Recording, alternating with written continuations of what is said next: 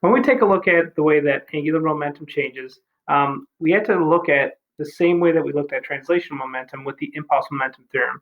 The impulse momentum theorem also applies to angular momentum, and the idea being from translational that if you have a force over a period of time, you got the change in momentum.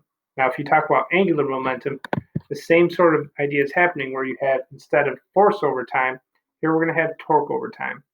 And if you can measure how much torque you have over a certain time period and multiply the two together, what you end up with is a way to determine how much momentum has changed. Now, there's two ways to look at this. You can look at it in terms of a algebraic constant. So if the torque doesn't change over the period of time, you just multiply torque by that time period. However, if you do have a scenario where the torque is varying over the amount of time, you have to take the antiderivative of torque with respect to time. Once you do that, you integrate it over the time period, and you will end up finding what the change in angular momentum is. Outside of having the just normal calculations for angular momentum, and then we have the impulse momentum theorem for conservation of for angular momentum.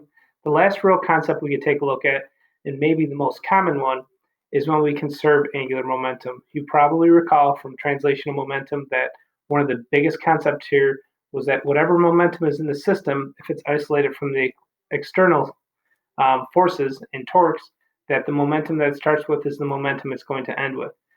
And when we talk about conservation of angular momentum, this also holds true. So the momentum that a system has at the beginning is the momentum it has at the end for angular. So that means the initial angular momentum is always going to be equal to the final angular momentum. Let's do an example of this. This is probably an example that you might be familiar with if you've ever watched figure skating. In figure skating, oftentimes you'll see a figure skater who is spinning. As they spin, you'll see them having their arms spread out. They'll pull their arms into their body. And when they do, you'll see that the angular speed of the figure skater seems to pick up. So let's do an example sort of looking at this common scenario. In this one, you have an ice skater who's spinning with a angular momentum or an angular speed of 0.800 radians per second, right? This is with her arms extended. Now, having her arms extended out gives her a moment of inertia of 1.12 kilogram meters squared. This is because she's pushed the mass due to her arms away from her rotational axis. When she pulls in her arms, right, thereby affecting her rotational inertia, changing it from that 1.12 kilogram meters squared to a 0.65635 kilogram meters squared, that shift in angular or in moment of inertia has to correspond with an increase in her angular speed, so that way her angular momentum stays the same. So let's go and try to figure out, as she shifts her moment of inertia, how her angular speed changes. Now, our initial angular momentum is going to be equal to our final angular momentum, and we have in the initial condition our initial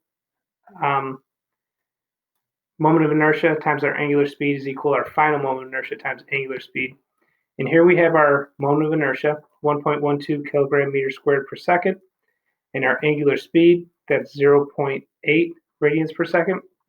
We have our final moment of inertia, that's 0.635 kilogram meters squared meters per second, times our final angular speed. You'll notice, and I just want to point this out, that when I had the equation here, I had the letter L instead of I for moment of inertia. That is a typo. I just realized this should be moment of inertia times angular speed, not angular momentum times speed. Finding that at the end, you can find that the final angular speed of this person is 1.41 radians per second. This should sort of make sense if you think about the fact that she cut her angular speed roughly, or her moment of inertia roughly in half. Not quite in half, but almost in half, and she doubled her angular speed by almost a factor of 2. So the two seem to make sense.